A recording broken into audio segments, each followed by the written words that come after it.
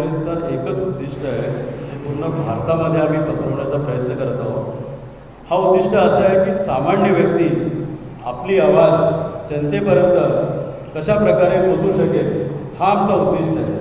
जे सामान्य घरातील गोरगरीब जनता जी आहे, ज्यात महागाईने त्रस्त आहे, बेरोजगारीने त्रस्त आहे, अशा प्रकारचे गंभीर प्रश्न आज या देशाच्या समोर उभे आहेत. या प्रश्नांना जनतेसमोर घेऊन जाण्यासाठी आम्ही हा यंग इंडिया के बोल हा जो कार्यक्रम आहे आज जनतेसमोर आम्ही घेऊन जाण्याचा प्रयत्न करत आहोत. म्हणून ह्या कार्यक्रमाचा शुभारंभ आज आम्ही आपल्यासमोर मांडत आहोत.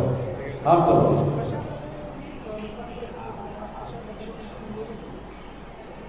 आज ह्या कार्यक्रमाचा लॉन्चिंगचा प्रोग्राम आम्ही आज इथे आयोजित केलेला आहे. ह्या कार्यक्रमाच्या माध्यमातून आम्ही एक लिंक आहे, त्या लिंकवरती जाऊन जो कोणी व्यक्ती ह्या प्रतियोगितेमध्ये भाग घेण्यासाठी इच्छुक असेल, त्या लिंकवरती जाऊन एक आमचा गुगल फॉर्म असेल, तो फॉर्म त्यांना फक्त फिल करायचा आहे. त्याचं रजिस्ट्रेशन झाल्याच्या नंतर जो व्यक्ती ज्यांनी फॉर्म भरलेला असेल तो व्यक्ती येऊन त्याची निवड करण्यात येईल पुढे.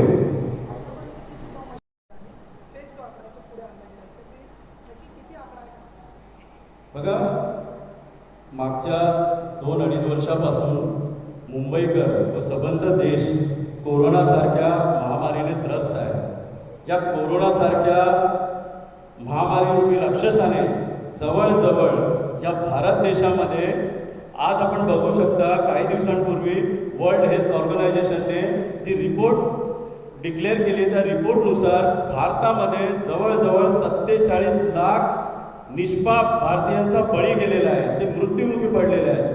पण हे निष्पाप बळीची संख्या 47 लाख असताना सुद्धा भारत सरकारने हा आकडा भारतीयांपासून लपवलेला आहे. भारत सरकारने फक्त 4,80,000 मृत्युमुखी पडलेल्यांचा आकडा लोकांसमोर मांडलेला आहे.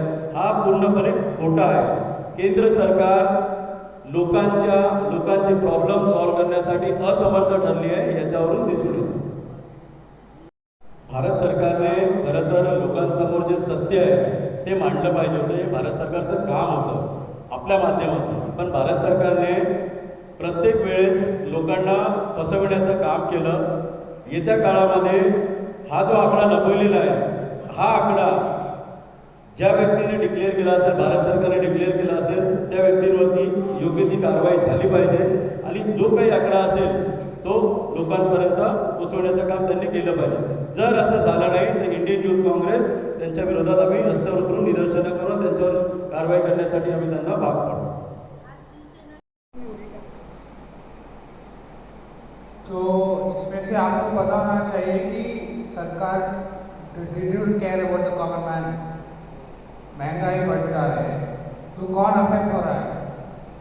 The common man is suffering on a daily basis and the government does not seem to care, which is why we are giving a platform through Young India के बोल for the youth to come out and speak on such issues: inflation, price rise, killing of our democracy. These are the issues we will put up, and the youth of the country, the youth of Mumbai will have a platform to speak on these issues. Sir, आपको लगता है कि जिस तरह से महंगाई बढ़ रही है, पहला तो क्या क्वेश्चन है कि ये जो आप प्लेटफॉर्म ले कर रहे हैं उससे लोगों को क्या फ़ायदा होगा और किस तरह से महंगाई पे आप रोक सकते? तो हमारा आंदोलन चल रहा है. We are protesting on a daily basis. We are standing for the common man. This is also one of the ways where the youth can raise their voice. Where the youth do not have a platform to raise their voice. So we are providing that platform for a local boy from Mumbai, from anywhere in Mumbai, from Vikhroli for example, to raise his voice at a stage in Delhi. So his voice will be heard at a national stage. So that is the kind of opportunity we are providing. Now whether the government will reduce price or not, that is up to the government. They are not listening to us. So we have to make our voices heard, and this is one such way we will make it heard. Sir, अब जैसे बाबू साहब ने कहा कि महंगाई बहुत हो रही है और इसके लिए यूथ कांग्रेस रस्ते पर उतरेगी, लेकिन कब उतरेगी, किसका इंतजार कर रहा है youth Congress? Actually youth Congress, हमारे जो आईवाईसी प्रेसिडेंट है यूथ कांग्रेस के, हमारे जो यूथ कांग्रेस के आईवाईसी प्रेसिडेंट है, आते जाते आपने देखा रहेगा स्टेट के हर स्टेट में इंडिया के हर स्टेट में महंगाई के मुद्दा हो, या WHO ने जो आपकी संख्या गलत बताई हुई है उसके लिए जोरदार एक हम आंदोलन कर रहे हैं। इसके लिए हमारे साथी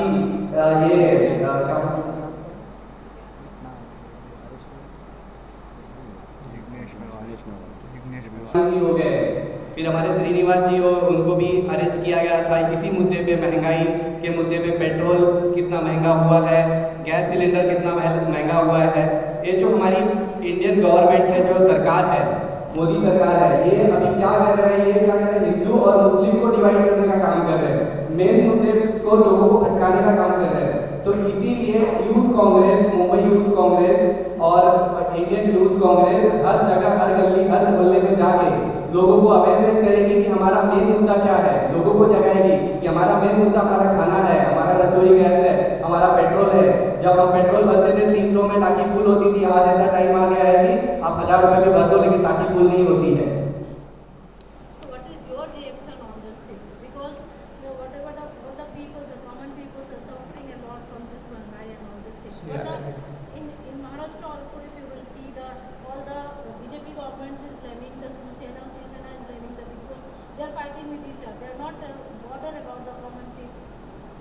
See, I agree with you completely. Today, we are not talking about the real issues. As my friend just said, the real issues are how the common man is being affected.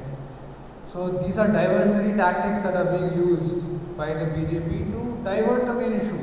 Because they are not able to solve the important issue, they are going to divert it using religion, caste and other methods. Now, relating to that, we will listen to whatever the court has to say. I'm an advocate myself. We have utmost respect for the courts of the country and we believe that they are free. Today, based on Young India Cable, this is also an opportunity to get the issue back to what is important.